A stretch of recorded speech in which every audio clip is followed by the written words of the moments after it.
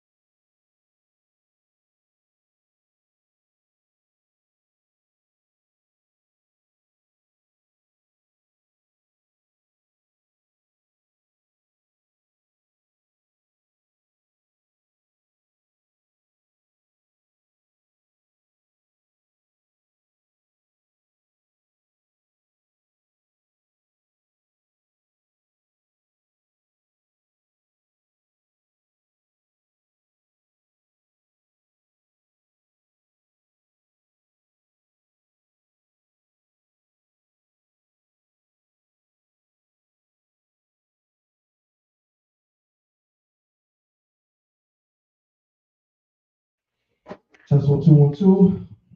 Salakia. Yeah. Akash, if you're watching, I saw your message. All right, so that's no sweat. But he busy. Yeah, you're just not getting off the phone. That's a working nigga. Mm-hmm. That's that nigga get up like 4, 3:30 in the morning or some shit like that. Yeah, it's insane. And if I make it to the kingdom, I don't want to be a farmer. Yeah, me either. I don't know. That's not my I have, shit. I have no interest. But gosh, God, I know a lot of brothers, man, they love Oh, that shit. yeah. And now he ever told me, he said, yo, I want to be a fucking farmer. Hey, you got it. That means he's gonna be the best motherfucking farmer. I guess so, because I'm not doing it. But y'all got it. Shit. I was like, you gonna be a farmer? He said, hell yeah. I was like, damn. That's lucky. Oh, I got to fix the audio. I knew something was up. Salakia. Yeah, now that the camera's fine. That's fine. That is not fine. Oh, see, hold up, Salaki.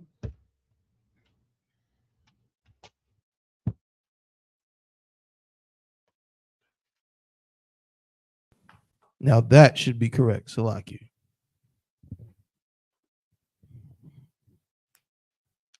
That should kick in a second.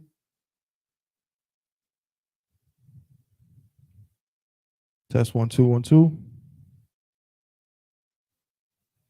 Most High in Christ. All right. Good to go. Let's clap it up.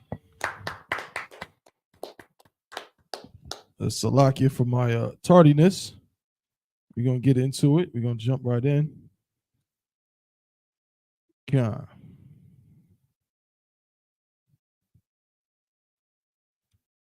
Shalom. Yahweh Shem Yahweh Shabbat Thumb to all the brothers. Yahweh Shema Alathun. Shem Yahweh Shabbat all the sisters. This is the Israelite School of Universal Practical Knowledge, right? It's out of 1 West 125th Street, Harlem, New York, under command of General Yohana. It's the Friday night Lashawan Qadash class, the Hebrew class, with, despite how I'm looking right now, Priest and Officer 1000 Tabawan. I know I'm over here looking like a trooper, but it's all good. Priest and Officer 1000 Tabawan, holding it down, my brother Officer 500 Yanazar. All right, and so because we started a little late, so we're gonna get right into things for today. We won't do too much preliminaries. Just get me the hold up. I always never remember. I know paraphrase it, but I remember the exact one. The one where they spoke half the language.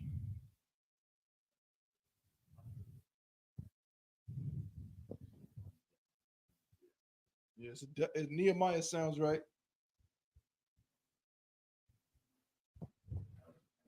Yeah, Nehemiah 13. Start at verse.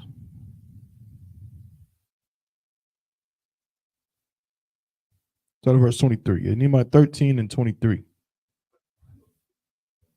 Mm-hmm. Hold it 1 second. Let me just check something. My vehicle. 1 second.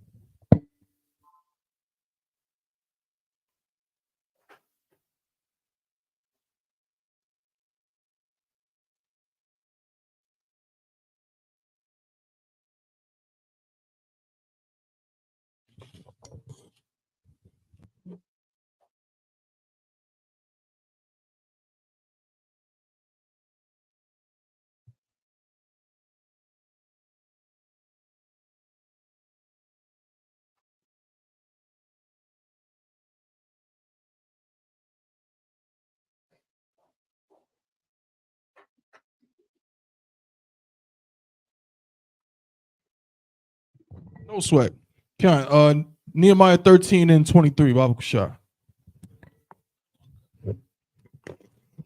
This is the book of Nehemiah, chapter 13 and verse 23 in English. In those days also I saw Jews that had married wives of Ashdod, of Ammon, and of Moab. Good night. He said he saw what? He saw Jews. He saw Jews, right? He saw Israelites. Go ahead.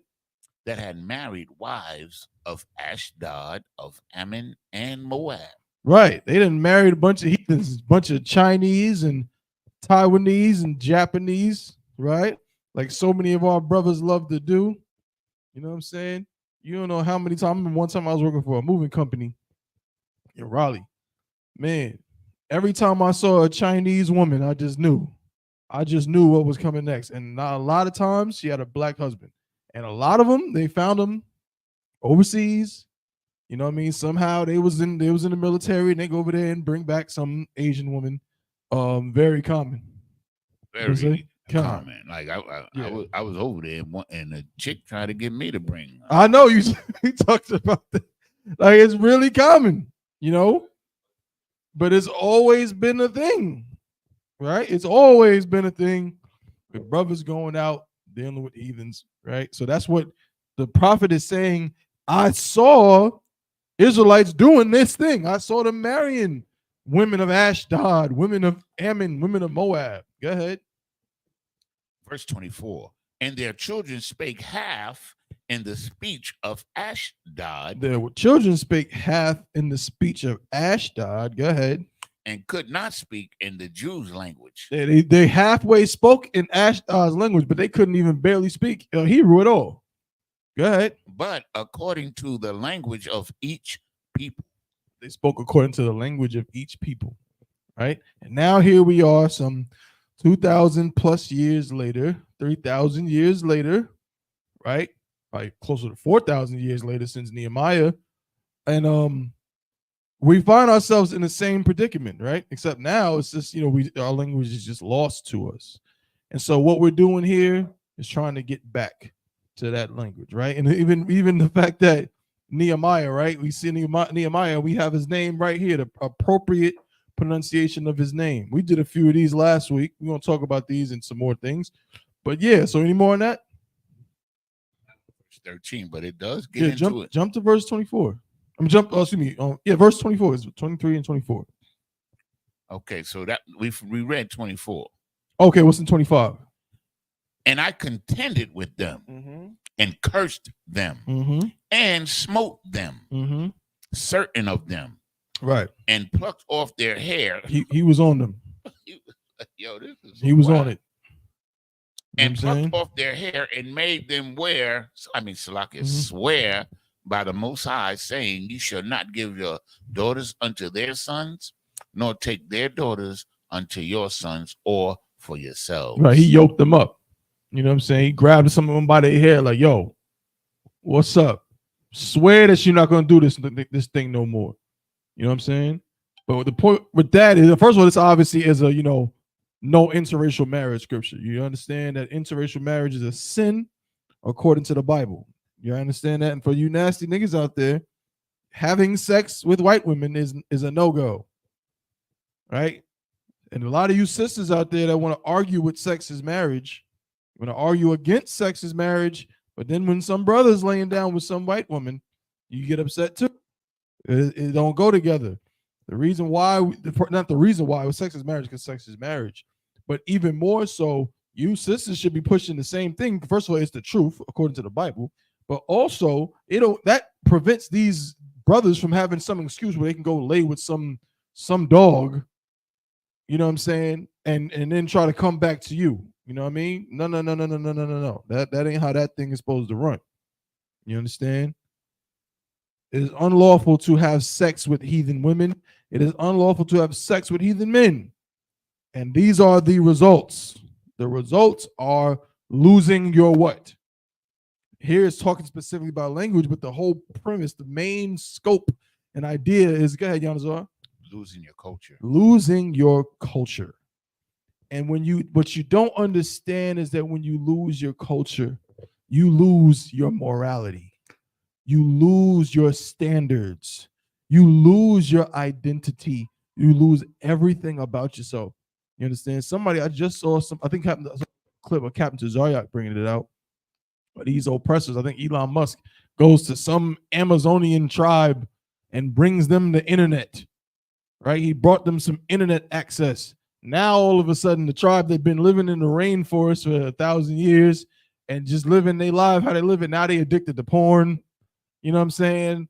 Now they act in all kind of crazy ways. They don't want to have the same culture they used to have. They've thrown that all away. And that's what our people have continuously done since the Garden of Eden. We wanted everyone else's culture because everyone else's culture seems so delicious. You understand? Somebody put up a post, I'm gonna move on, but somebody put up a post talking about how it's unlawful to have orgies and threesomes and gangbangs. And I couldn't believe my eyes when a brother went in there. Now, obviously not in the school. Some brother in the world came in there and tried to defend it. Having orgies and threesomes and gangbangs and all this kind of stuff. Like, well, people have different preferences, and if you know what you like, and if you like it, then, and I'm just like, damn, did I sound like this when I was in the world? You know what I'm saying? Because I mean, shoot, when I was in, you know how it was in the world, brothers used to think that was cool. You know what I'm saying? Obviously in the truth now, We don't even look in that way at all. You know what I'm saying? But it's like the reality is those things have an appeal to them. That's why the scriptures say we'll be tempted. There's an appeal to living those lifestyles. I would never sit up here and tell you, you know what I'm saying, that some of these things are just, it's so hard, it's horrible because it's against God. But there's definitely an appeal to it. There's definitely a draw to it. Otherwise, it wouldn't be tempting. You know what I'm saying? How is drugs not tempting? You know what I'm saying? You put a little needle in your arm, you press you know what I mean, squeeze it in, and all of a sudden you start feeling euphoria like you never felt for the next, 20 minutes, so 30 minutes, something like that. I don't know. You feel on cloud, what did the Temptations say, Yanazar? Cloud 9. You know what I'm saying? Every drug addict says that it's better than sex. All this stuff has an appeal. There's the temptation there. But it's the fact that, when you resist these things, first of all, you save your life. And these things are not part of our culture. All right. But yeah, I wanted to bring out that scripture just to show the importance, again, of maintaining who you are, maintaining your culture, your identity. So many things we think are our culture, but they're not. Our sisters, our brothers. It's not just language. That's one thing. So that's what we're focusing on because this is the language class. But remember, sisters being feminine is a part of your culture. I'm saying brothers being masculine is part of your culture. Protecting your sisters is a part of your culture. Sisters loving your husbands is a part of your culture. And do not let somebody tell you that it's not. All right. Being an independent, whatever, is not a part of your culture. I'm sorry to tell you. That's no different than what, you know what I'm saying? Eve wanted to be an independent woman. Right. Eve, those are the things that the serpent was telling Eve. You know what I mean? You could be the most beautiful queen or the mother of the universe. You understand? And she ate it all up. See the metaphor? She ate it up. All right. But let's get into it. Is there any more in verse 25? If not, no sweat. Okay, let's get a little more because I don't want to take too much from the class. Mm-hmm.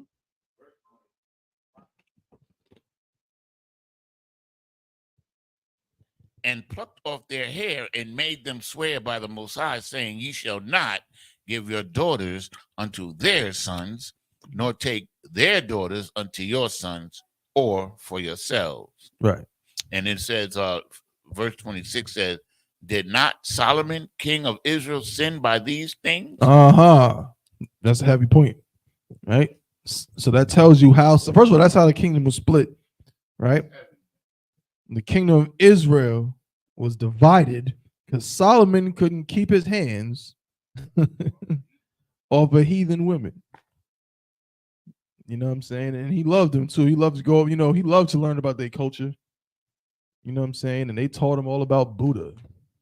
You know what I'm saying? They taught him all about, all the different gods. And he probably had some Indian women that taught him all about is it Shiva? Shiva and you know what I mean? All that stuff. Yeah, got 8 arms. And they believe in it. I grew up in a neighborhood that was very mixed. You know what I'm saying? And I had a lot of, East Indian, friends at the time, right? And I went to their house and lo and behold, in the house, they got statues and paintings of Shiva and she's blue. 8 arms like this. And it's really in the house. They really believe that stuff. Go ahead. I always thought Shiva was a woman as well, but Captain Mashak said that Shiva was a man. Oh, man. Excuse me. That doesn't surprise me. That does not surprise me at all. All right. Right. No sweat, though. All right. So what we've been talking about. Also, if you have any questions on the Hebrew, just type it into the chat, right? So last week we were just talking about, right? We were just showing some examples of the proper translations of some of these famous names. These names that we all know, the names of some of the books of the Bible, right? Nehemiah, Jeremiah, Daniel, Samuel, right? Joel, right? And we were transferring them utilizing our understanding of the proper pronunciation via Lashawan Qadash, and we transliterated them so we can read them out. And we came to see some connections too, to see some connections between the English or anglicized form like Daniel and the actual Hebrew, say of like Danya Allah, right? And there was some overlap with it that was like interesting to see. We saw that the Allah at the end of many Hebrew names, right, which is representative of the Most High because it means power, right? Allah means power, singular.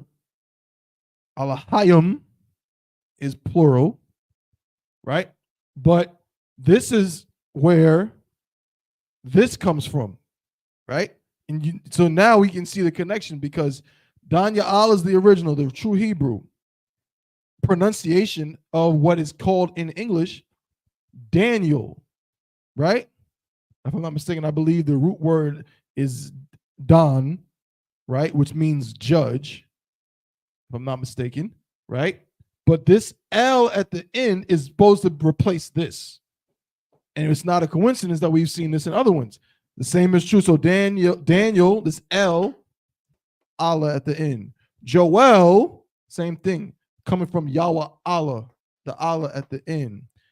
Samuel or Samuel, the L at the end in the Hebrew, Shemawa Allah at the end.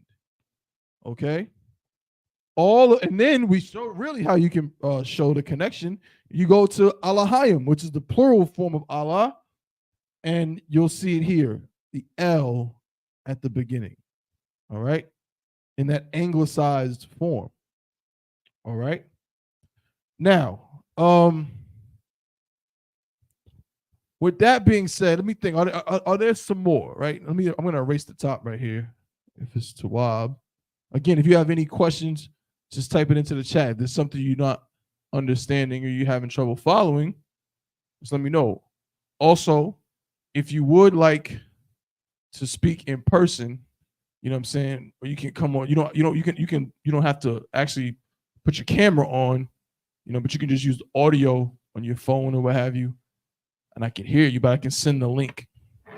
You can speak to us that way as well. Lock it.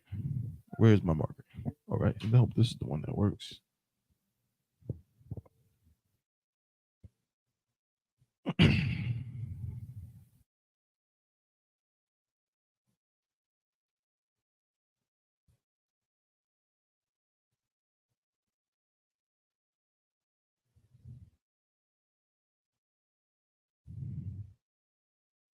Here's another one. And I love it because it helps. Let's just also just take a second to understand and appreciate the culture of One West because we're the ones that brought this out.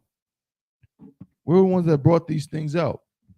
And a lot of fake Israelites have gone out of their way to try to separate themselves, but no matter how you slice it, our footprint is still present, right? Because if you hear anybody out there with a name, right, that's supposed to be Lashawan Qadash, a name like Danya Allah, Yarmaya, Nakamaya, Yawa Allah, Shemawa Allah, and some of the other ones we're going to discuss, this comes from our school. Now, if they're running around with names like Daniel and Jeremiah and Nehemiah, then I don't know what to tell you. You know what I mean? More than likely, they're just hating and just, want to appease the oppressor, right? And saying my name is Daniel sounds better to them, okay? But we're going to get another one, or a few more, actually, so we can see this pattern, right? So we'll start with this name in the English or anglicized form.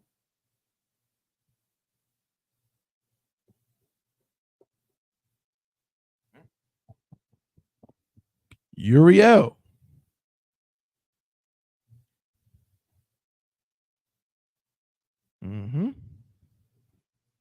Uriel.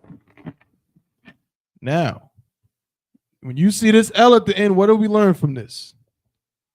Right, 9 times out of 10, you see this on that English word, more than likely, the true Hebrew form is going to have Allah in it. And this is actually no different. So I'm going to write it out in ancient, and let's see if we can't pronounce it. And some brothers, there's most of these names, somebody in the school has the name. You know what I'm saying? More than likely.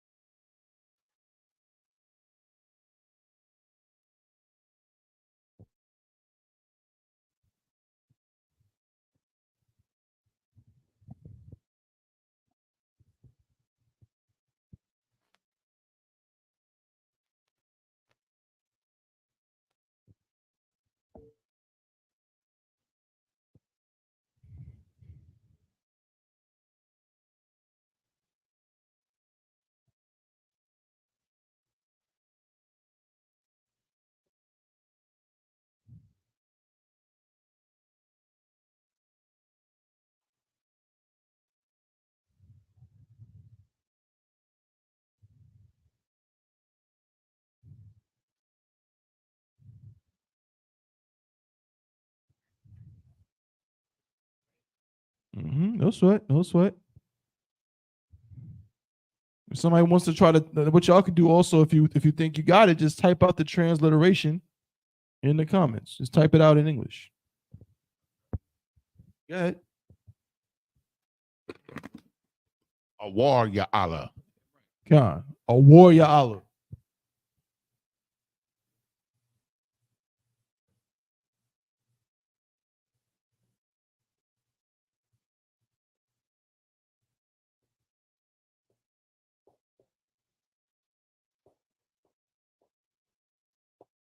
A warrior Allah, right? Which means the Most High's light, or the light of the Most High.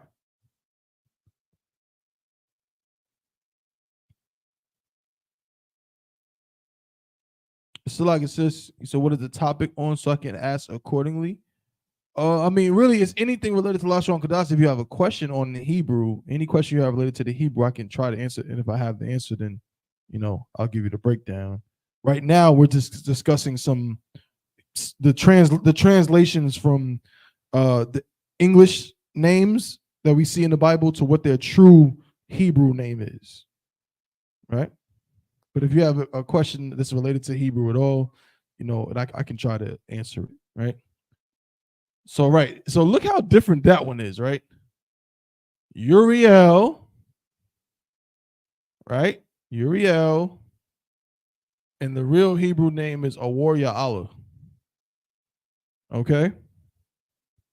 Now, I want to show something real quick. Bear with me.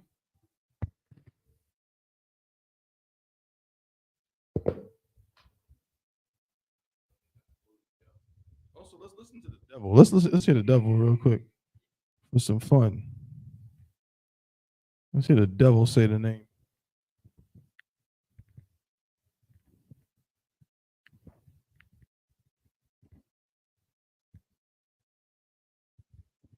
H222, Uriel. Uriel. That's what a lot of y'all fake Israelite names are on Facebook.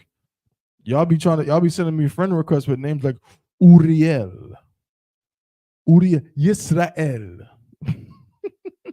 Yeah, that's what y'all be doing. Uriel. Ain't nobody in the school named Uriel, bro. It does not sound nearly as masculine as a warrior Allah. You know what I'm saying? Not at all. 1 second.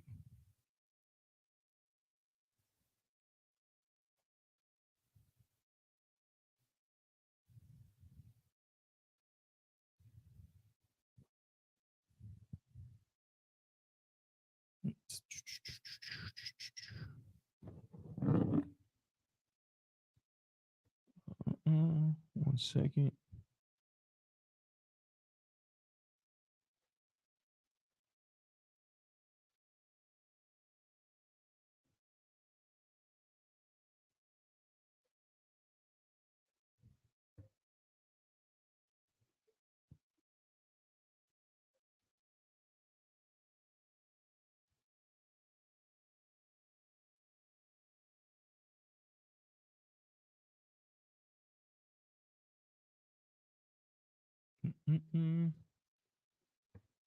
Bear with me.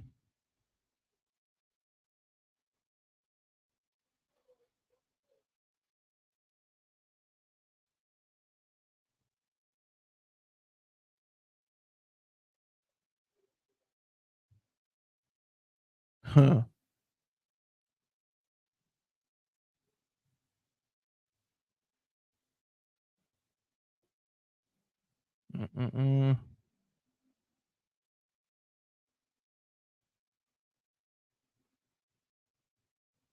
Can't find it at the moment, but it's no sweat.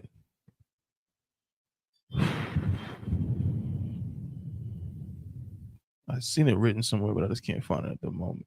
But nonetheless, all I was going to just bring out was, you know what I'm saying? Again, don't be alarmed. Okay, I see some questions. Bear with me. Okay, Sister Sapphire Shalom says, how Shamal thought about Shemal Shai.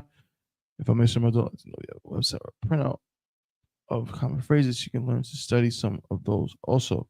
We do not have a printout of common phrases, so to speak. We do have a printout of the alphabet right now. Currently, we don't have any physical ones in the school, but what I will do is I will get with the brother over the flyer department, and Lord willing, by next week we will have some copies in the school. So next time you come to the school, you should be able to get a copy of the alphabet. Now, as far as common phrases, again, we don't have a printout or of that, but I can provide some common phrases today, what I mean, that just, to kind of familiarize yourself. You can write them down, some real common ones. We can definitely talk about that before class is over for today. So that'll probably be how we end the class for today. All right. Count. All right. So, a warrior Allah.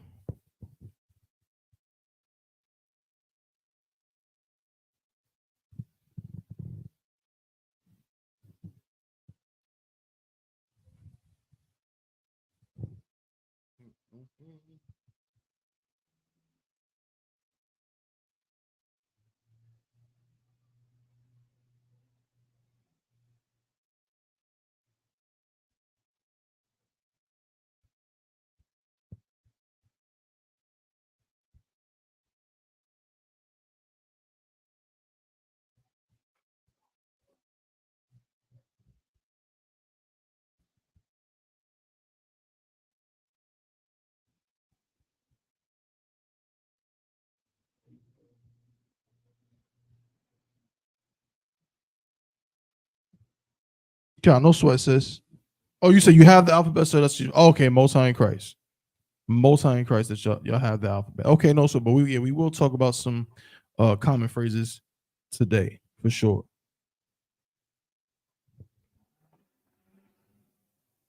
I'm just trying to find this other name. Bear with me.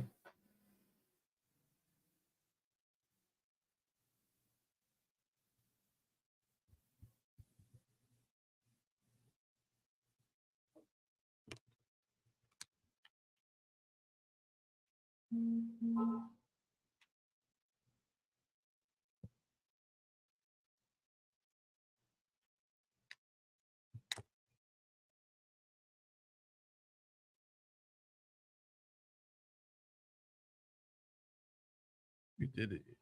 We did Ezekiel, Yakazak Allah. Did Ezekiel. There was another one I was thinking of.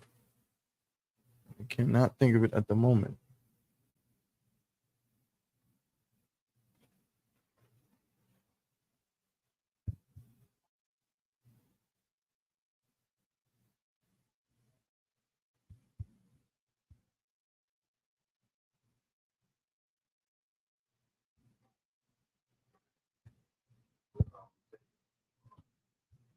We didn't do Hosea? Okay.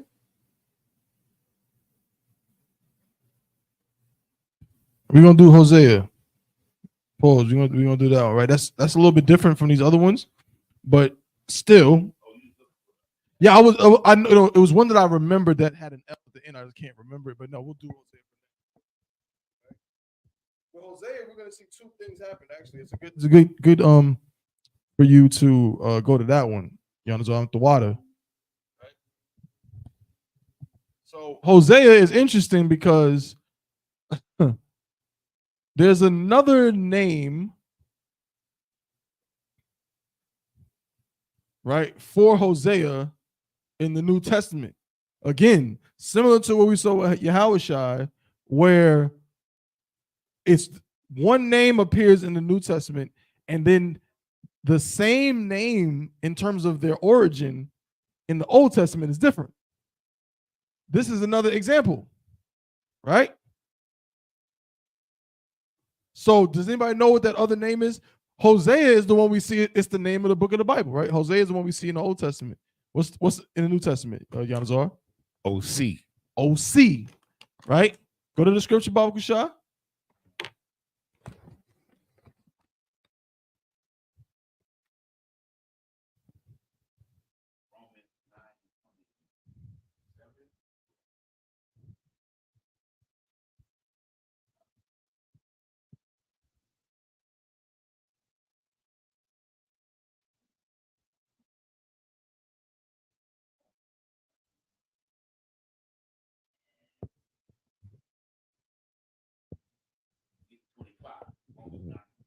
Come, get it, Baba Kusha.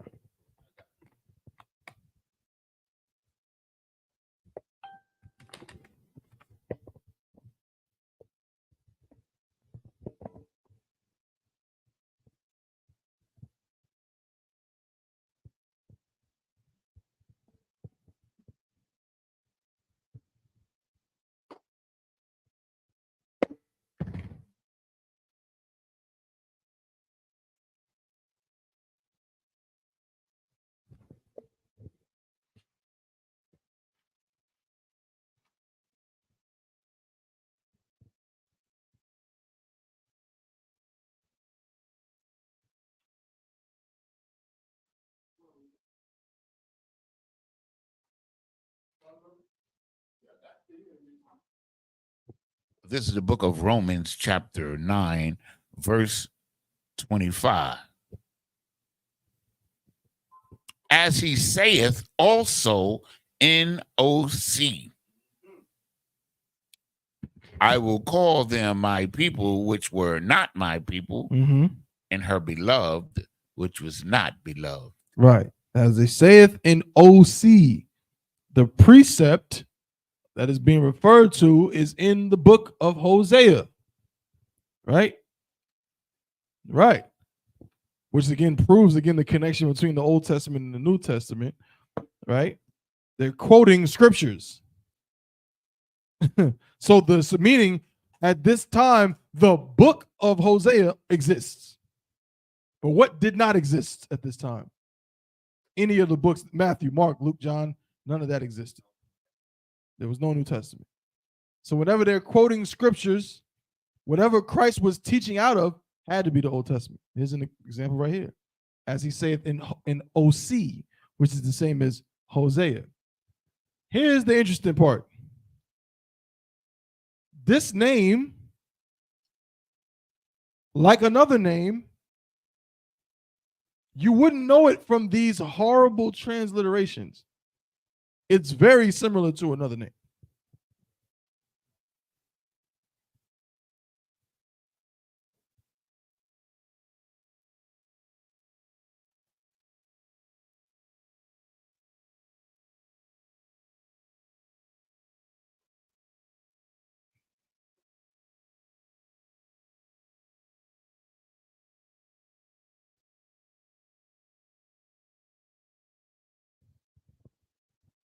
Who can tell me what that says?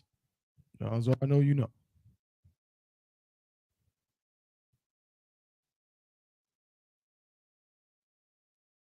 It's one letter off from another famous name.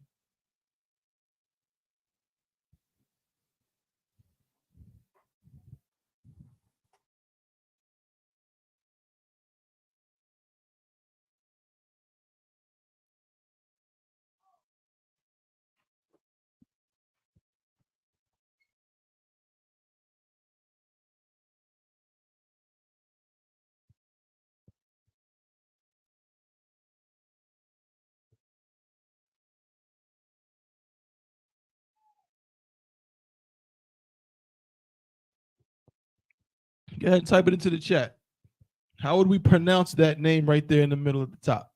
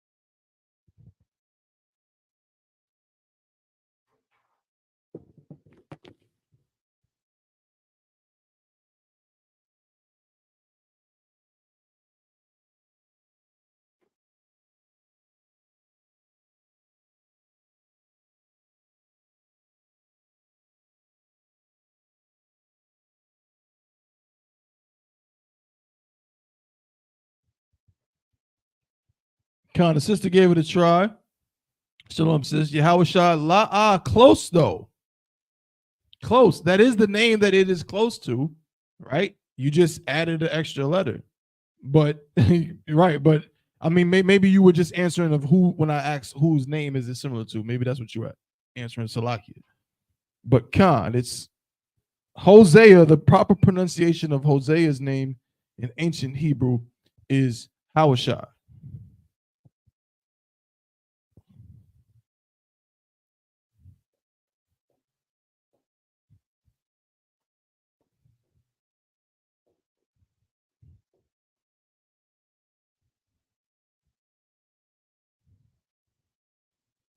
Right? But how it makes that so funny, right? Because OC, which again, this is why. Do not put so much stock in the detractors and haters who try to hate on Lashawan Qadash and try to tell you about proper pronunciation, and they'll talk about things like transliterations and so on and so forth. How can that make sense? Even if we take out Hawashai, you have Salakia. I'm bugging. Forgetting how to spell Joshua. I'm tripping.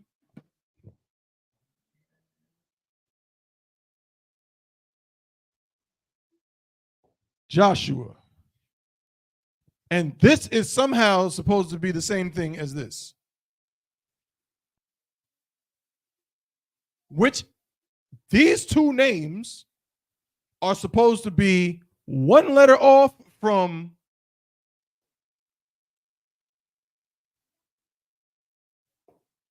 and how in the hell does that make sense? This name is supposed to be the same as this name, just with one letter off. Joshua, Hosea, they both have the same amount of syllables. That doesn't make sense. Jesus is supposed to be this name, but with one less consonant, one less letter. Jesus, O-C. same amount of syllables. But then, why is this not Isis? Where does the O come from?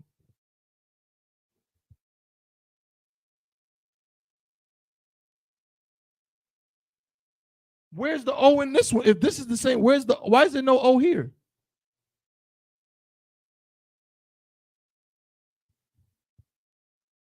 It sounds like they have no earthly idea what they're doing. And I'm supposed to feel away and get flustered by your so-called scholars and what they may or may not have to say about Lashawan Qadash, when you want me to read a Bible that tells me that these 4 names are supposed to be the exact same except for 1 letter. But yet you have 4 completely different pronunciations. Joshua does not sound like Jesus. Jesus does not sound like OC. OC does not sound like Hosea. Right? So keep that in mind. Don't worry about those things. These are horrible mistranslations. The proper pronunciation of Hosea's name, of what they say OC, is Hawashai. Hawashai. If you say it fast, in a way, if you say it fast, you can almost, in a way, kind of see how it's related to Hosea. There's some overlap there. Again, very different because there ain't no O's in ancient Hebrew, no O consonant, right? I mean, O vowel, but Hawashai, Hawashai, Hosea, Hawashai, Hosea. There's some overlap at that at least. But then that tells me, you know what that tells me?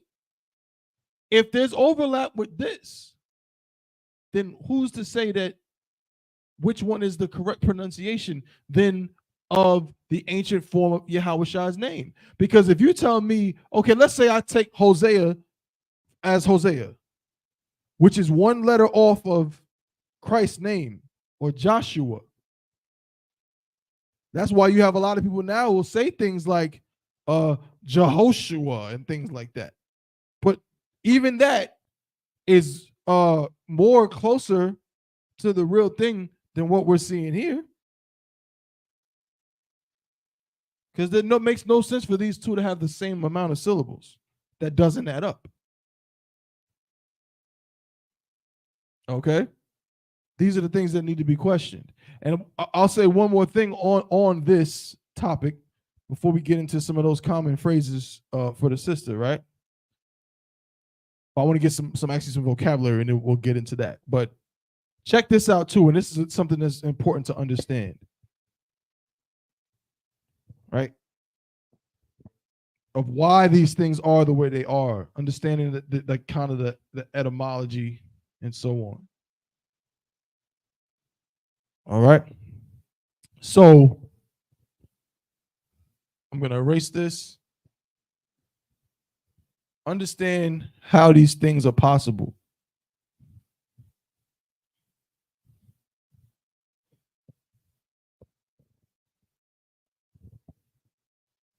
Let's go to Hosea again and let the devil say it. Let's hear the devil.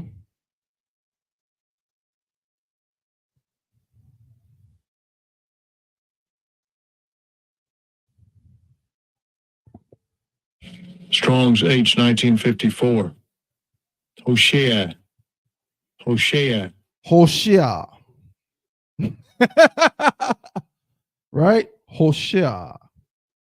Hosea. Right?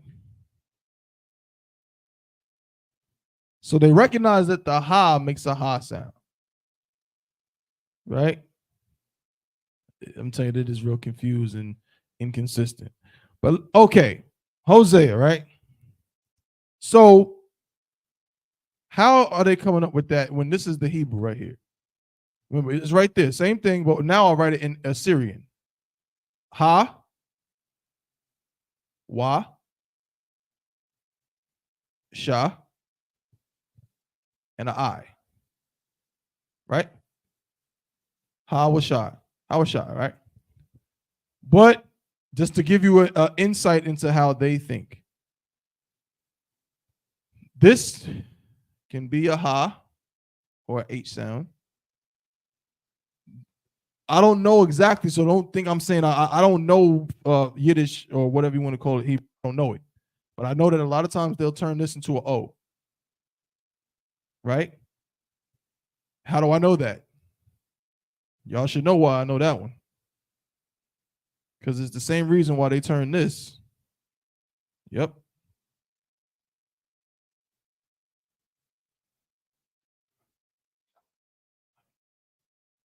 Right? This is the reason why fake Israelites say shalom, and it's the reason why the so-called Jewish man says shalom, because the Y, he turns the Y into an O in certain circumstances. So here he did the same thing, the ha, and then he turns this into an O, which we'll explain in a second why this doesn't make any sense. This is still basically like a sh sound, right? And then I don't know how this becomes ia. I don't know, but in his mind, it does somehow. It's an I, but he turns it into ia, Hoshia. Don't ask me. But the point being, first off, that this doesn't make sense, right? Because why does this already not make sense? We know that there is no O vowel sound in Hebrew, off rip. We know that, right? But why? Why does this whole thing not make sense in terms of how ancient Hebrew functions?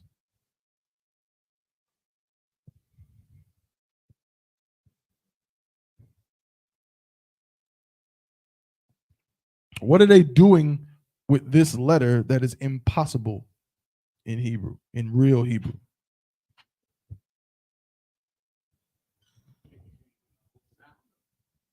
I mean, you're right about the sound, but there's something they're doing with the function of it.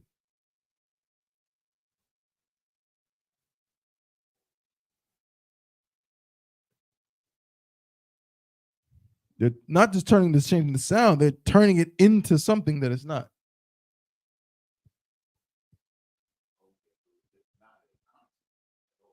Right.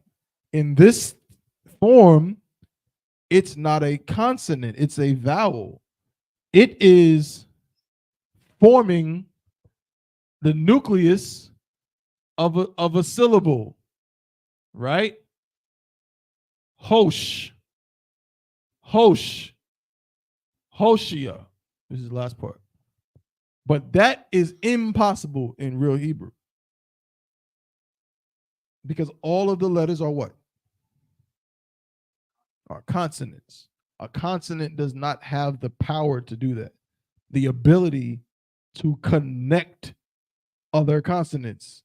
You cannot sandwich a consonant between two other consonants and make a syllable. It's impossible. You cannot do it. All right? In English, you need what? You need a vowel. I cannot take two consonants, D and let's see, P. If I just put DP pause together like this, that's not a word. In order to make it a word, I have to sandwich. This language sounds crazy. Salakia, everybody tuning in online. I'm talking, listen, I didn't intend for it to come out like this. It's just coincidental. But in order for this to make sense, I have to put a vowel between them, right? So now it can be a word of some kind, right? Right? I got to put a vowel, like an I, and that was dip, right? If I have a T and a P, right? I have to put a vowel in between to make it tap, tip, top, and so on. Hebrew doesn't have these things.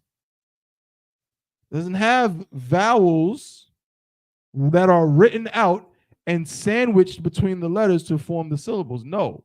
Hebrew, again, is what is called or is known as an abjad, where all of the symbols are consonants. Every single letter you see in this name, the ha, the wa, the sha, and the I, are all consonants, all of them. I may make a vowel, may have a sound that is reminiscent of a vowel sound, but it is not function as a vowel. How so? Because I cannot take an I, right, this symbol, and put it between two other Hebrew letters to form one syllable. I can't do that. Right? Ever. It's not possible. It's not doable. These letters are connected, right, by an unambiguous single vowel sound. That's how I know it's Hawashai. I'm pronouncing all of the consonants. The only thing that's connecting them is this short A sound. Short A sound in between. Which is why when I write it out, when I transliterate it, what do? I don't do what the heathen does. I don't do what the heathen does and try to make put vowels where they're not and turn things into vowels that are not vowels. No, I simply say, okay, that's a ha. That's a wa. I'm writing it backwards because you read Hebrew from right to left. That's the only reason I'm doing. I'm gonna switch it around in a second. Ha, wa, sha. But it's connected to the last one, so I know this is just gonna be like this, with the I at the end. Ha, wa, shy. How was shy?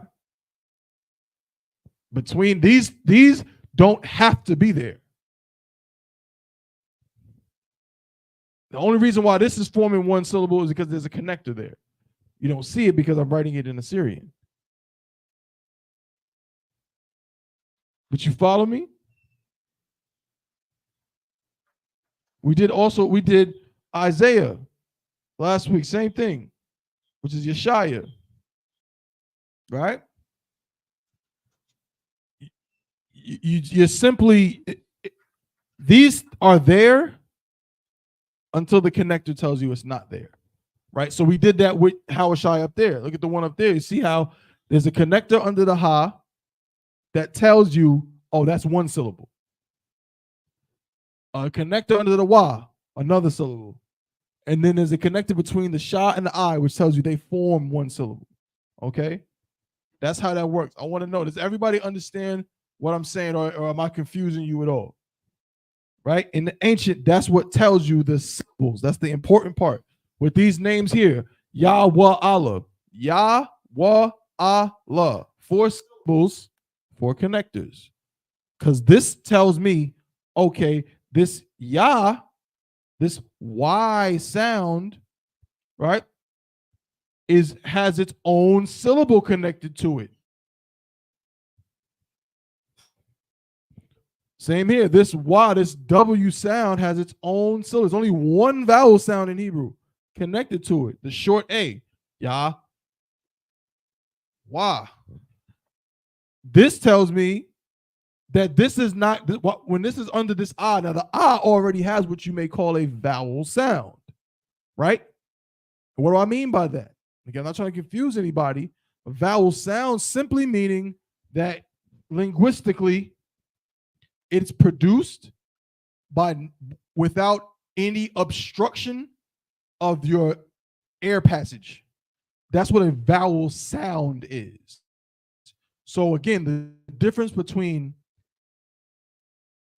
the short ah sound and say P, V, T, F. Consonantal sounds are produced by using your lips, tongue, whatever, pause, to what? To obstruct or, for a moment, stop or hinder the passage of air. That's what a consonantal sound is. A vowel sound is the opposite. That's one Where what? Where the passage of air is not obstructed. A, E, I, O, U, and sometimes what in English, right? But that's the point, right? Those are just the sounds, but the function is the main thing. The function of a vowel in English is to do what connectors do in Hebrew, to form a syllable, tell you where the syllable is. Okay? Okay. So yeah, so Yah, Wah. So this ah, even though it has a vowel sound, it sounds like a vowel, but no, it does not connect things. It functions on its own. It would need a proper connector to be connected to another letter, which it can do. It can happen. Right? But in this case, no. So guess what? It's its own sound. Ah, we just put the H, so so it's kind of even. Ah. And then the last one is the la. Same thing. Its own connector. 1, 2, 3, 4. I mean, it has to be 1, 2, 3, 4 syllables. Ya, wa, ah, la. Okay. I hope that makes sense for everybody. Just understanding, how that goes with the understanding what vowels do and don't do in our language, right? So all of this is to say that you'll never see no O's or none of that, right? And a lot of the things that they try to do to formulate their Yiddish, their modern Hebrew, and so on, we don't have in our language. It's fake Hebrew, right? This is real ancient Hebrew, proto-Hebrew, the original, right? Before I was looking for a piece I had read before. I know it, but I just can't. I wanted to kind of show it on the screen. That there are a lot of aspects of Arabic, modern Arabic, that actually are closer to ancient Hebrew. Now, again, I'm not saying Arabic is Hebrew because it's not. But there are some phonemes, which are just basically like phonetic features, that modern Arabic has more in common with ancient Hebrew than modern Hebrew does. Right. And this is a brother that, at one point spoke a little Arabic, right? You can listen to someone speaking Arabic and it's not the same, but you'll hear things that are more similar to real Hebrew. And one of those things is the word Allah. Right? Now the Lord's name is not Allah. Right? Now, y'all know if I'm saying something wrong, let me know. But do they teach that that's the Most High's name, that God's name? Yeah, but it's not like Allah, because in Arabic, like Allah alone, not Allah. Like you have Allah without the H, means almost like the same thing it means in Hebrew, like power or authority. Allah. So Allah with the H at the end is different. So they say that's the name of God, which was one of 365 gods that they had in that place that they call the Kaaba now. And right. Muhammad chose that one right as the name of God. Okay. Good name. No sweat. The water, brother. Appreciate that. But yeah, but that sound, we'll say that sound is related. And there's many other languages, Semitic languages, all come from Hebrew. Hebrew is the original language. So certainly a lot of those, again, those Semitic languages are still going to have certain things that they got from Hebrew. You know what I'm saying? Sister Olivia said, Google be speaking Yiddish, having us thinking it's Hebrew when you ask it a question. Yeah, that's one of the first things I learned. Says, trust me, I know exactly what you're talking about. I remember being taught that you know what I'm saying, a little early. Do not trust Google. In that regard, Google is not your friend. Google translates some Hebrew. They're going to be telling you all kind of nonsense, straight up. Matter of fact, I'm about to try Google Translate to see how it says, hold up, hold on. You might have just you might have just got me something new to add to the class, sis. The water. Let me see something. Let me see this Google Translate.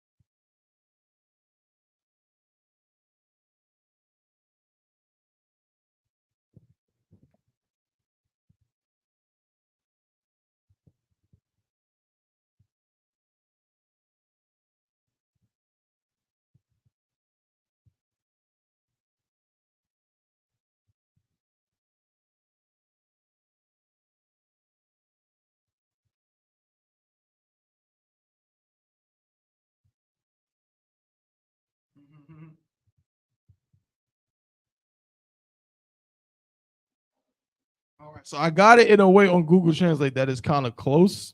When I'm looking at the Hebrew, if I was to read it, should it was a Yahweh. They say shower mar, but that wouldn't be correct. That's like watching, like shower mar. Then they got al yuka. Okay. Okay, I see. I can see where they're going with that. That's actually probably would be not wrong, because al yuka would just be more informal than al atha, but it's the same idea. Then they got Bashem, but it should be Bahashim. But yeah, I got it pretty close in terms of how it's written out. But let's see if I can get them to say it. יהובה שומר עליך בשם ישוע. I'm gonna have her say it again. יהובה שומר עליך בשם ישוע. Well, there you have it, folks. I will say that didn't sound as bad as I expected it to. It sounds terrible, but it could have been worse. I see some of what they're trying to do, right? Of course, the appropriate pronunciation is Yahweh Shema Allah Bashim Yahushai, right? They got a whole bunch of in there that we don't use. All right. Interesting nonetheless. See, now I gotta I see, I never use Google Translate, but I'm gonna be using this just to have fun. Just to have fun with this. This is great. Let's see, let's do one for the brothers.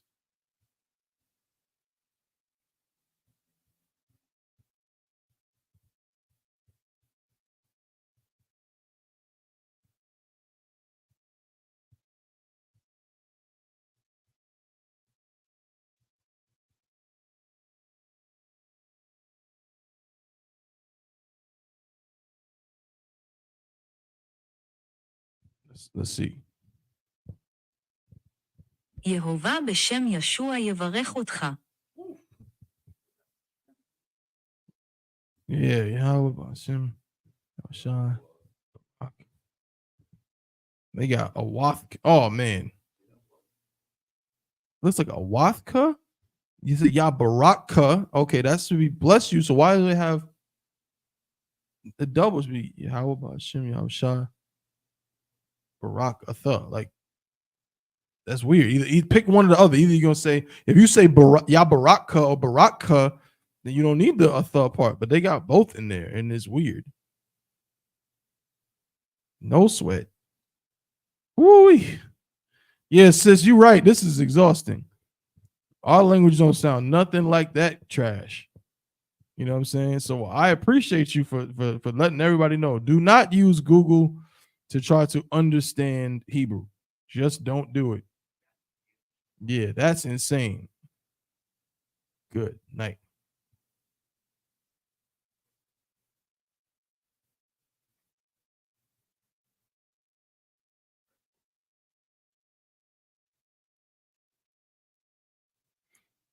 No sweat.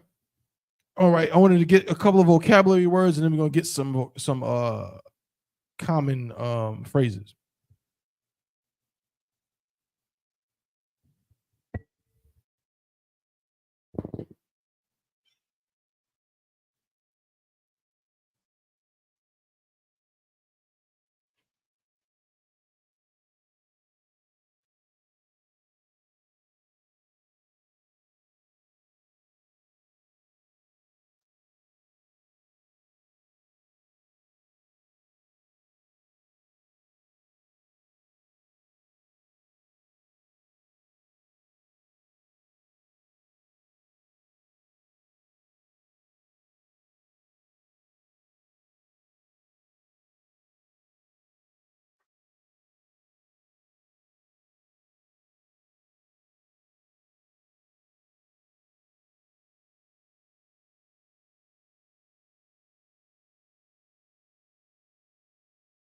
Bear with me just a second.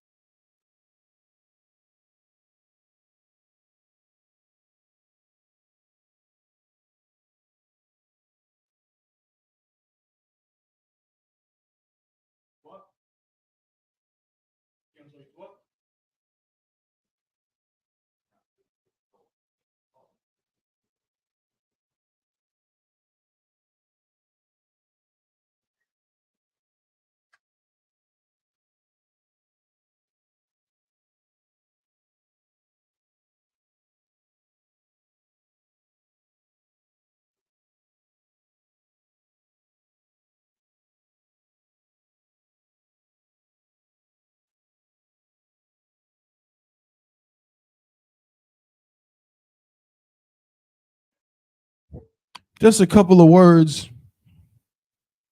I've got my archives.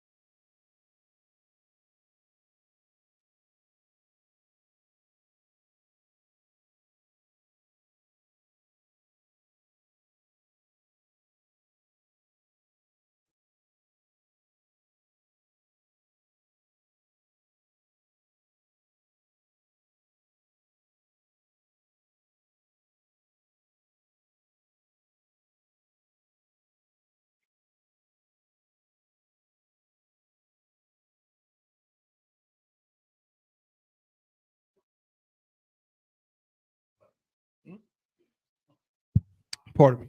Pardon me.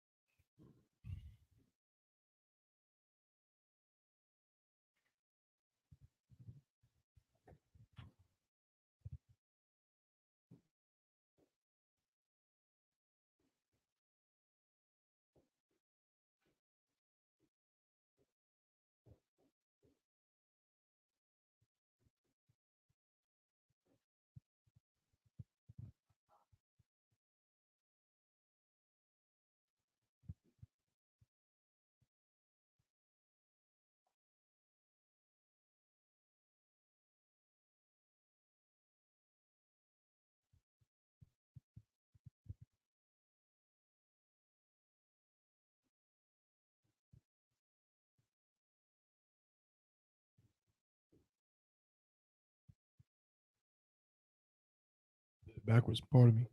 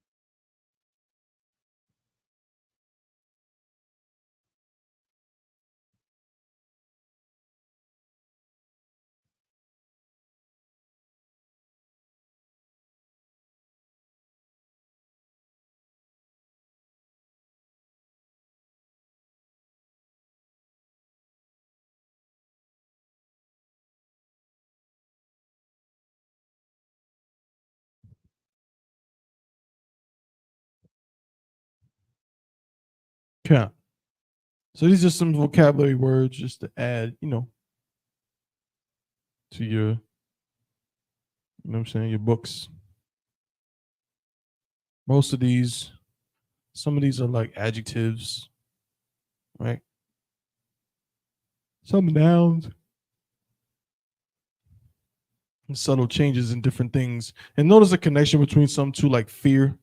There's a relationship between the word fear and the word scared or afraid, which also is like coward. They come from the same root.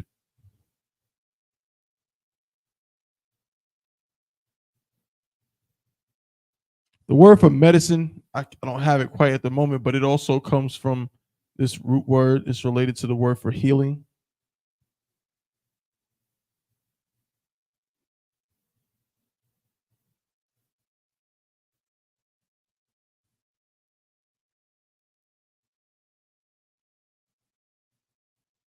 We won't bother to write out the in the Hebrew for now. That could be your homework. You know what I'm saying? You should take these words and write them out in actual ancient and Assyrian Hebrew.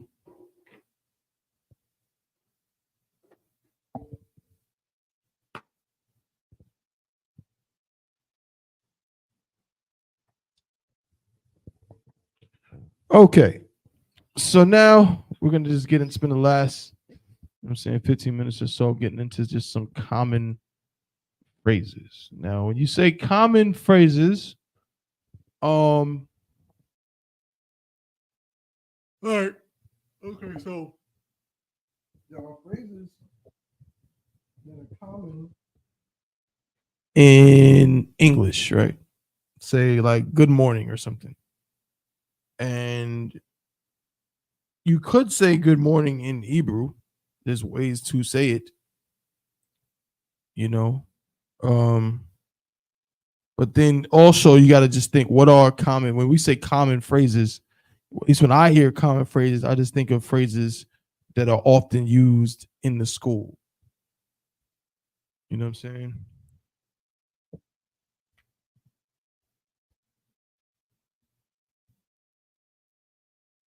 Which is, a little bit different.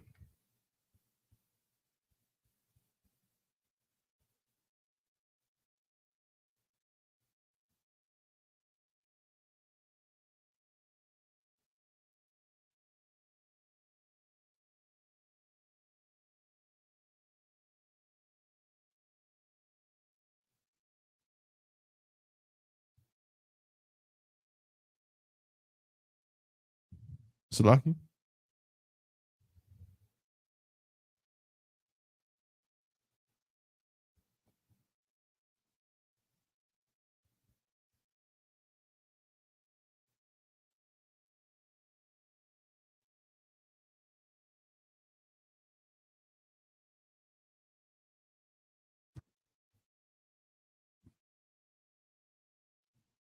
Ah, okay. So she meant like good morning. You know what I'm saying? Common things we would say in English, but in the basically the Hebrew form. Okay. No sweat.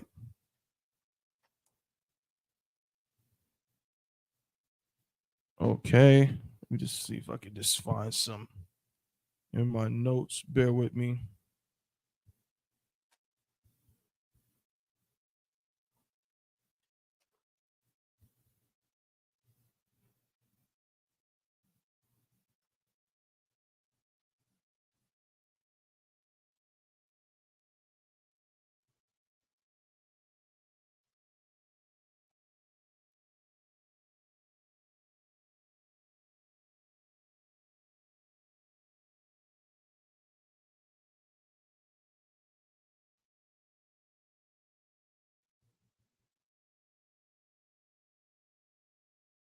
Bear with me just a moment.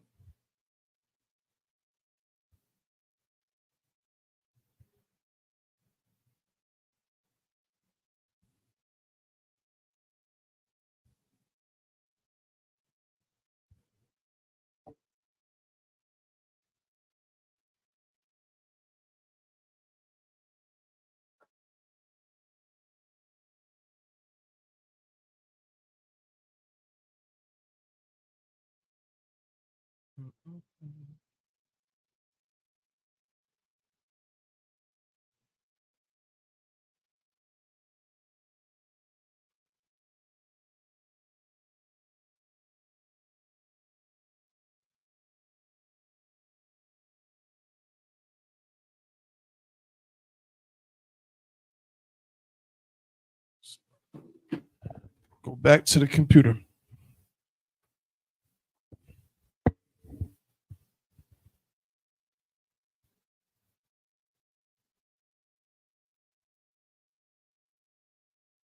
Nope, nope.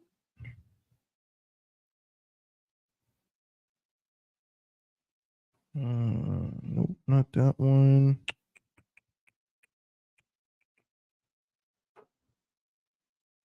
Not that one.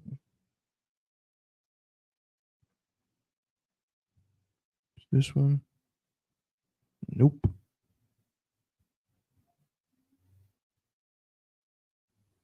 Nope.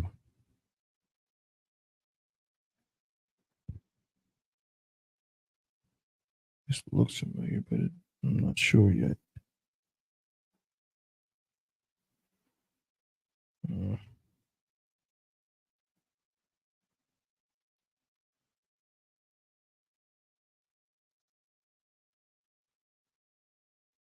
All right. Well, all right. So for the one that I know for sure, since you mentioned it, good morning.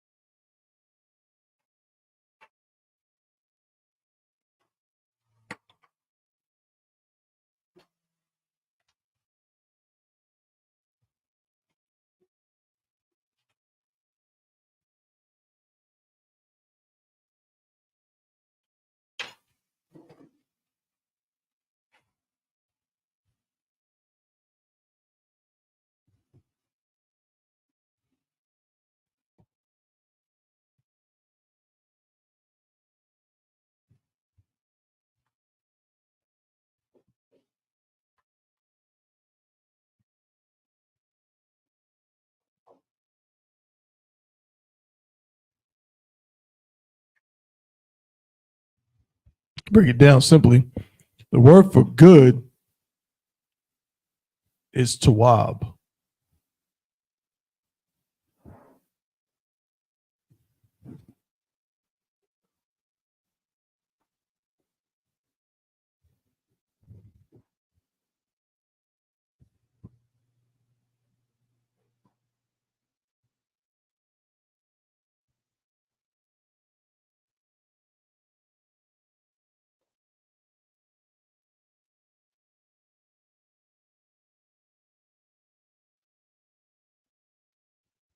And the word for morning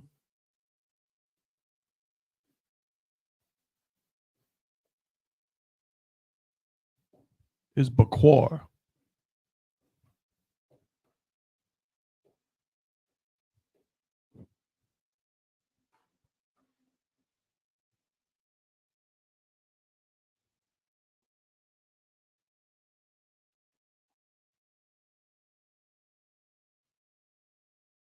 Right?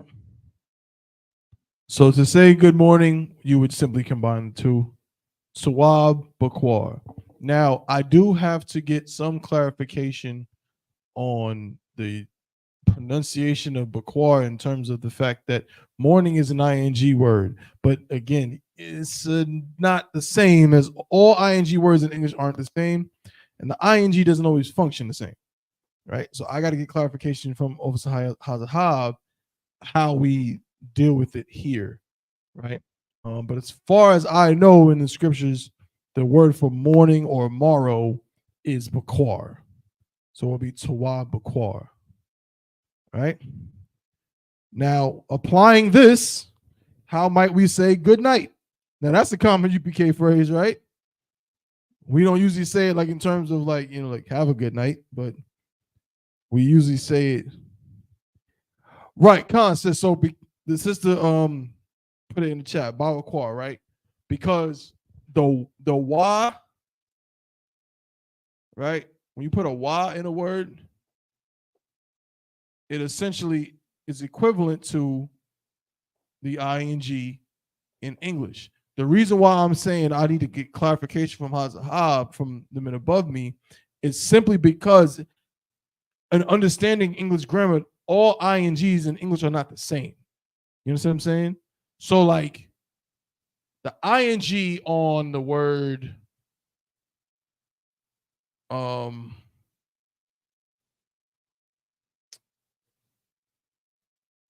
like living, it is not functioning exactly the same as the ing on the word skating, right? Skating is a gerund, right? Which is the take a noun, right? Put an ing on it to turn it into a verb or vice versa, right? And then sometimes the ing is a continuous action. There's just different forms of ing. So that's the reason why I just use the root. This is the root word. If you look in the scriptures and look at the word morning, bakwar is the root. So, but sis, you're absolutely right. I'm not saying you're wrong at all. I'm saying I was just playing it safe. But the sister is correct in saying bawakwar, because that is the appropriate way to form the ing bawa kwar. To form the ing, I just want to get some clarification on if it's always used in that way. Go ahead. Okay, sir. The reason I understand why you're going to inquire about it, because with the wa, it denotes some type of action, where night exactly is not really an action. Right. Morning is not an action. Right.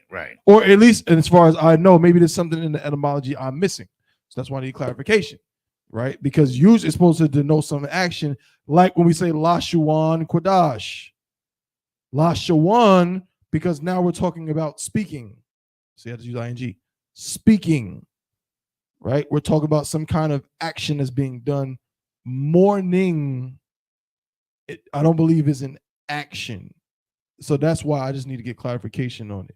But nonetheless, sis, you can play it safe by using bawakwar, right? Because I've heard that said, but then also the root word is bakwar. So the main thing is understanding each other.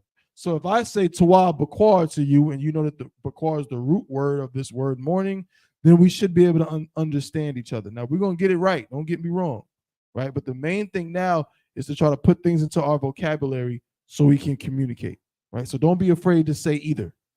You know what I'm saying? Until I can say for sure it's this one or before sure it's that one, don't be afraid to say either one. We'll understand each other, all right? And then, with that being said, now that we understand how to say good morning for the most part, we can incorporate other things. What else might we say? We might say what? We might say good day.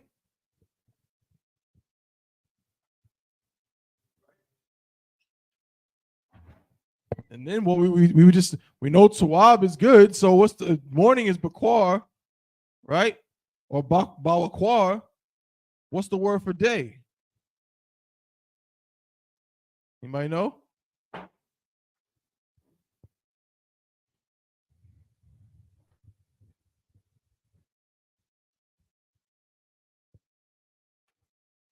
We're just gonna do 2 more words and we done. So what's the word for day? Khan. Word for day is yawum, not yom.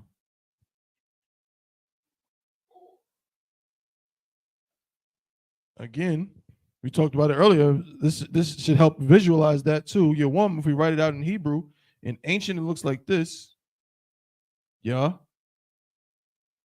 Wum. Right? In Assyrian it looks like this. Yeah. Yawum. Right? This is how in Yiddish or in modern Hebrew, see again, 3 letters, 3 consonants, but they use the Y as a vowel. So what do they get? They turn that to a Y, this to a O, this to an M, and this 3 consonants become 1 syllable, which is impossible. Yom. That's where you get Yom Kippur, and so on. I'm very familiar with it again. I grew up around these folks. It wasn't pleasant. The proper word is Yawum, right? So we would say, good day, Tawab Yawum. Tawab Yawum. Good morning, Tawab Bakwar, or Tawab Bawakwar, right? Tawab Yawum, good day, right? What about good night?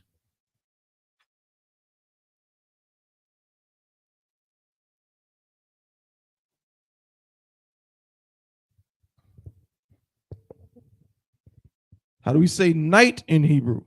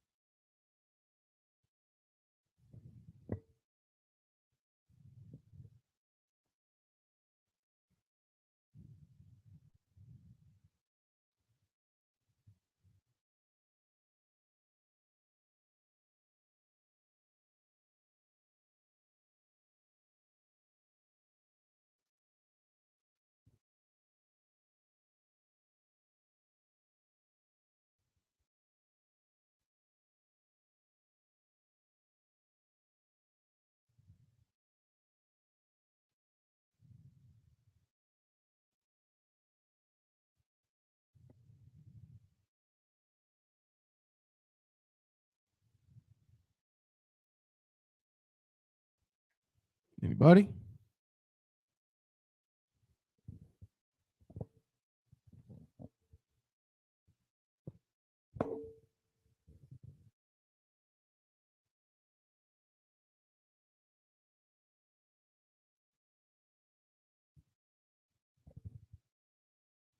Or for night is Layala.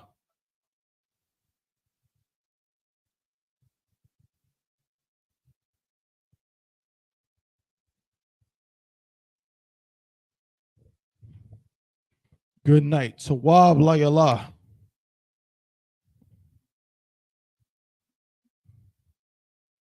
Right? Tawab Layala. And for good measure, one more evening.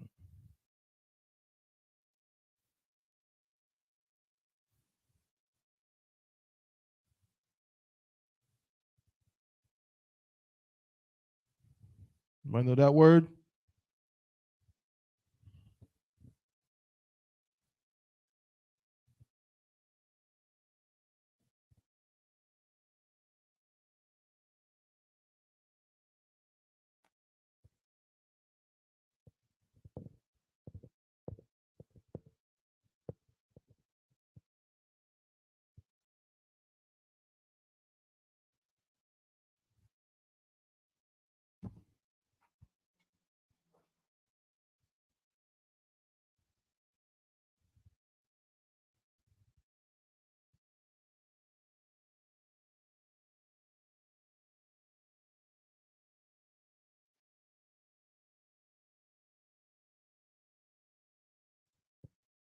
I'll give you a hint.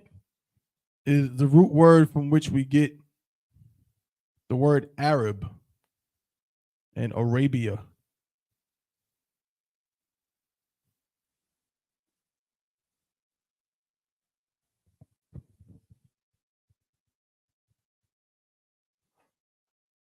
Go ahead. I rob. That's it. I rob. So I rob.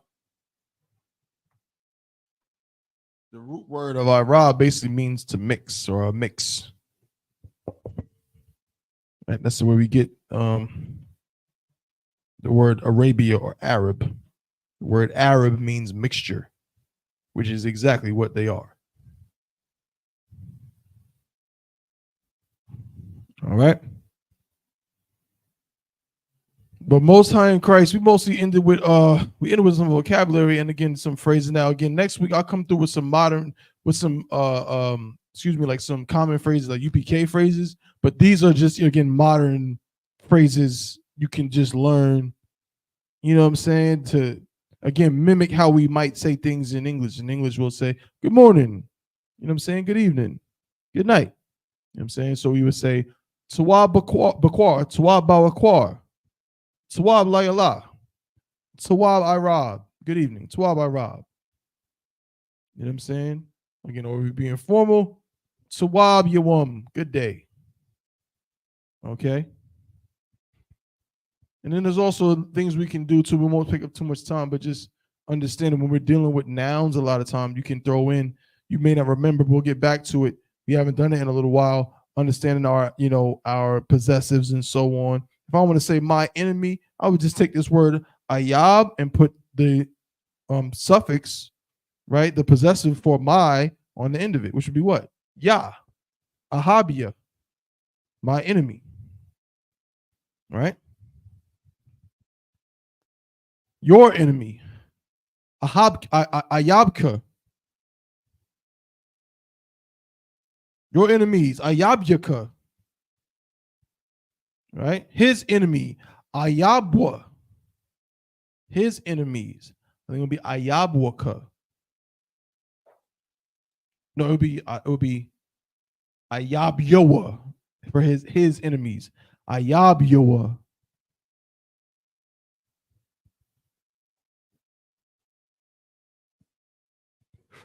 So, like I said, what is Abib? I think it's the first month. Come.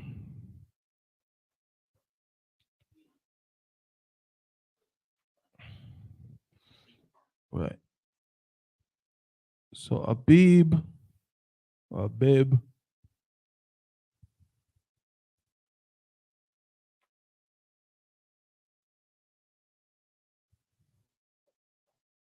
Right. Abayab. Abayab is the Hebrew word. Mm-hmm.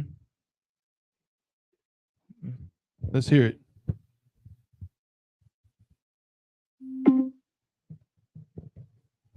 Strong's H24. Aviv.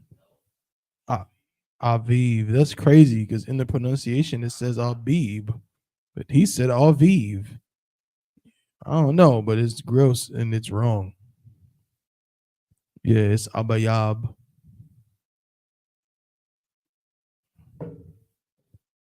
Which literally means fresh young barley ears.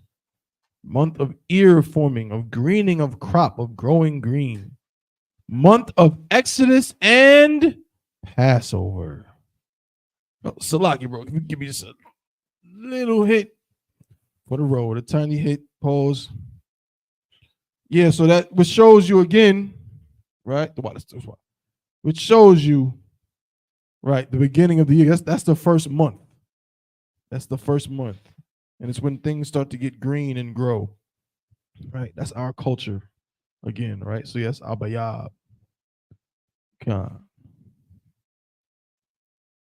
It's like, so I thought that was evening. Sis. Abayab is the first month, right? And Irab is evening. Okay, how do you say negative and positive in Hebrew? I'm pretty sure that those words, bear with me, I'm gonna look at the etymology real quick.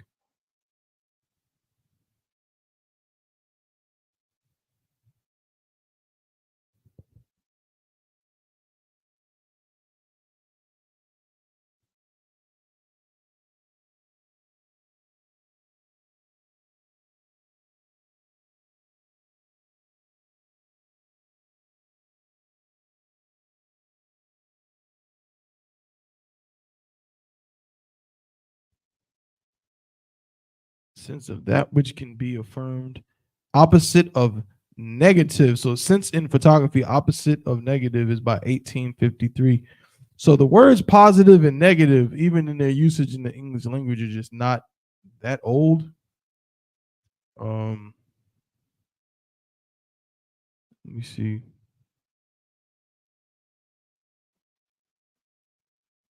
Opposed to natural from old. Positive. Positivist. Settled by agreement. I might have to get back with you on that one, since I might have to do some research. Because these words, I don't think either one of these words is really used. The English form is not used in the KJV. So I can't just look it up. I got to kind of do like a circular, you know what I'm saying, thing where I look up the origin of the word and so on. And then I can get back to you, Slacker. Right. Psychological sense of concentrating on what is constructive and good is recorded from 1916. So yeah, positive thinking is attested from 1953. So yeah, and even positive in terms of electricity is from 1755. Let's not forget that the King James Version of the Bible was first published in what? 1611. So the words positive and negative were just not really in the vocabulary of people around the time when the King James Version of the Bible was published. But again, that doesn't mean that we can't find the equivalents. I mean, shoot, I'll give you one right now. I'll tell you the equivalent of positive is tawab. So because it depending on what sense you mean. Like if you mean like, oh, you're being, positively or speaking positive in a good fashion, then that would be good. That's tawab. You know what I mean? But again, that's a more base explanation in simplified form. But that more than likely is probably what it is, because our language, because Hebrew is simple, and that's how our culture is, to be kind of simple and direct and straightforward. Remember that a lot of times the oppressor will have a lot of different words to describe, like practically the same thing. You know what I'm saying? So, but I will get back to you on that, on positive and negative. I will look that up. You know what I'm saying? Lord willing, come next week, I can give you a better understanding of the, like the kind of history of how that word fits into English and what would be the equivalent in Hebrew. You know what I'm saying? So, yeah, Lord willing, I'll have that for you next week. The water for your question. Any other questions before we head out?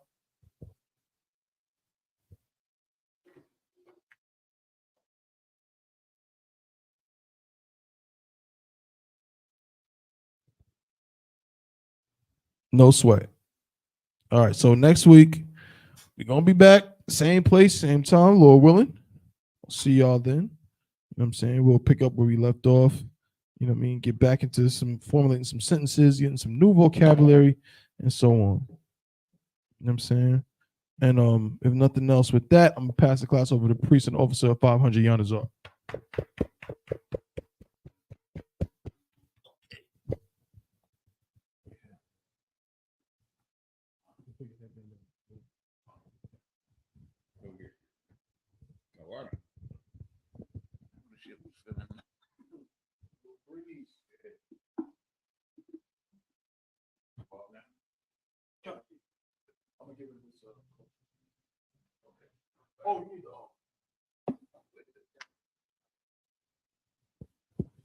So like, give us a second here.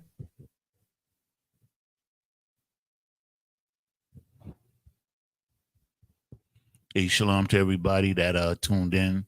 Sister Sapphire, Cardina, Petaway, Olivia Arnold. And we appreciate y'all tuning in and asking questions. And we will continue to do so. Okay. Security announcements. We are the ISUPK. Started out of 1 West, 125th Street, Harlem, New York. Under Commandant General Yohana. New rules for brothers and sisters. When a new brother or a sister comes into the school, they are off limits for 6 months. They are to be saluted only.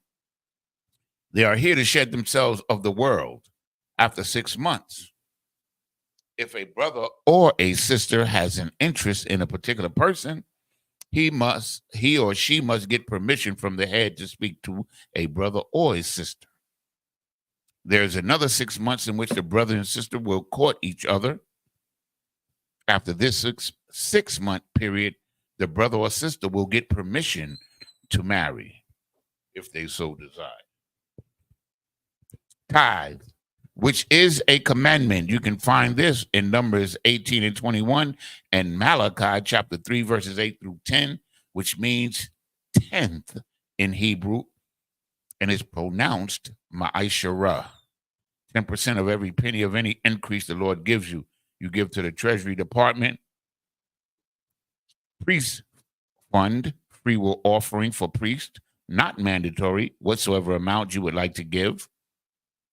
Upcoming Holy Convocation will be the closing of the Feast of First Fruits, which will be June 17th, Monday.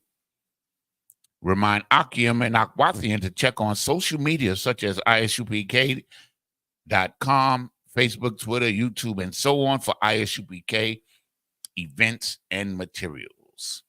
If a brother wants to be a troop in the school, then he is to start wearing all black, which includes black boots, shirt, pants, headband, and scarf. And with that, men of Israel, I imagine.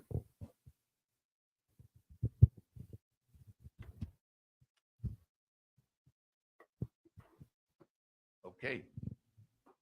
As is custom, men of Israel, we give one courtesy salute to the teacher. Men of Israel, Abajam Shabbat, Imajam Barak, Yahweh Bahashem, Yahweh Shai Barakatah. Rajamatah, men of Israel, Sar, turn and face the sisters. Men of Israel, we give the sisters one courtesy salute.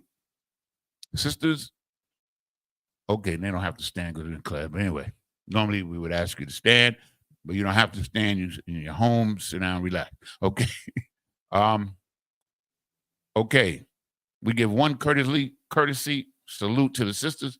Men of Israel, Amajim Shabbat, Imajim Barak, Yahweh Shema Elatah B'Shema Shai. Yajumatah, class dismissed.